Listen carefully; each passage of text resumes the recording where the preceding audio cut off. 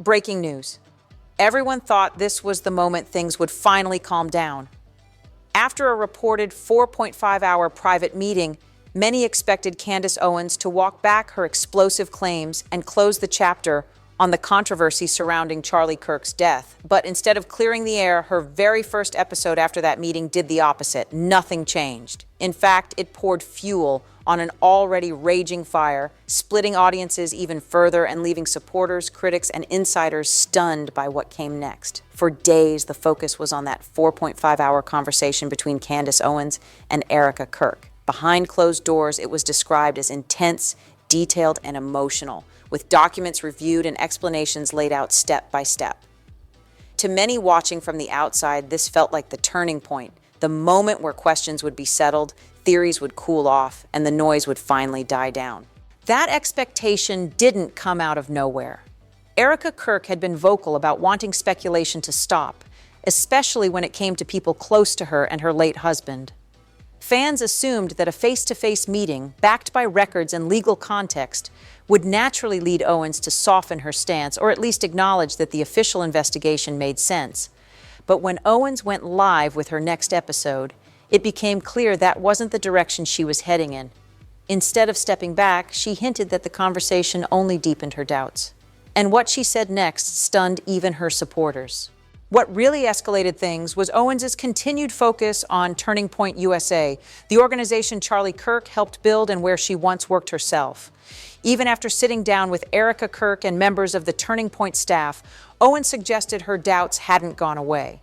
She implied that people inside the organization might know more than they're saying, a claim she framed as asking questions, but one that landed very differently to those involved. For Erica Kirk, this was the breaking point. In earlier interviews, she made it clear that speculation about broader forces didn't bother her nearly as much as accusations aimed at people she loved. She pushed back emotionally, saying that dragging family members, colleagues, and close friends into online theories felt personal and deeply unfair, especially while she was still grieving. That reaction resonated with a lot of viewers. Even some who were open to skepticism felt this crossed a line, turning curiosity into something that looked like targeted blame. And just when it seemed like the controversy couldn't get any more intense, then came the claims that ignited the biggest backlash. That backlash exploded once Owens began floating foreign involvement theories, carefully framed as speculation, but still powerful enough to set the internet on fire. She suggested that forces connected to Israel, Egypt, and even France might somehow be tied to what happened, repeatedly saying she was not making claims, only pointing out patterns she believed others were ignoring. Still, she offered no verified evidence to back any of it up. Israeli officials quickly denied any connection, calling the suggestions baseless. Critics argued that the theories weren't just far-fetched, but dangerous, accusing Owens of using coded language that echoed old anti-Semitic tropes. Supporters pushed back, saying she was being smeared for asking uncomfortable questions, while others said the framing itself was the problem, regardless of disclaimers. As the debate spiraled, mockery and outrage flooded social media.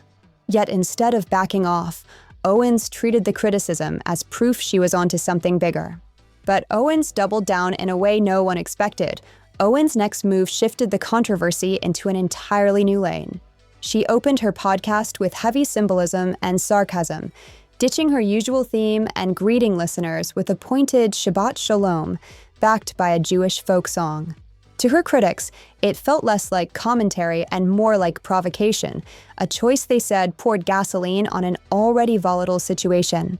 Many argued that the opening didn't just inflame tensions, it reframed the conversation in a way that made meaningful discussion almost impossible. Instead of focusing on facts or clarifications, the spotlight moved to tone, intent, and whether Owens was intentionally pushing boundaries to generate reaction. Owens, however, saw it differently.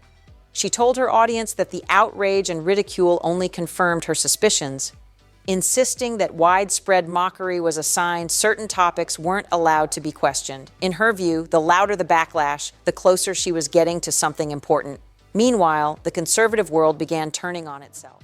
As the controversy grew, the cracks inside the conservative media world became impossible to ignore. High-profile voices landed on completely different sides of the issue. Some defended Owens, saying she was being unfairly attacked for refusing to follow an approved narrative. Others condemned her outright, calling her actions reckless and harmful. What had once looked like a united front quickly turned into a public standoff. Behind the scenes, figures like Megyn Kelly revealed they had tried to calm things down, even helping arrange the meeting between Owens and Erica Kirk in hopes of easing tensions. Kelly made it clear she didn't believe anyone at Turning Point had anything to do with Charlie Kirk's death, but her involvement showed just how serious the fallout had become. With so many influential voices disagreeing, any sense of a single, shared explanation disappeared. Audiences were left choosing sides, not facts. And in the middle of all that chaos, the biggest reaction came from a place no one expected: Owens' own fans. The reaction in the comment sections told a very different story. Many viewers tuned in expecting a breakthrough, or at least a shift in tone, only to leave frustrated. Some said the episode felt empty, claiming a lot was said without actually answering anything. Others admitted they stayed glued to the screen, not because they agreed, but because they couldn't look away. Disappointment and curiosity collided in real time. That tension highlights a deeper issue in online media. Controversy drives clicks, shares, and watch time, even when it erodes trust. Algorithms don't reward resolution, they reward reaction. And as long as outrage keeps audiences engaged, the cycle continues, regardless of whether answers ever come. In the end, the much-hyped meeting changed nothing. Questions still hang in the air, official explanations are still rejected by some, and the divide only seems to be growing. Whether the full truth ever satisfies everyone is unclear. But one thing is certain: in this moment, confusion spreads faster than clarity, leaving many to wonder if unity was ever the goal at all.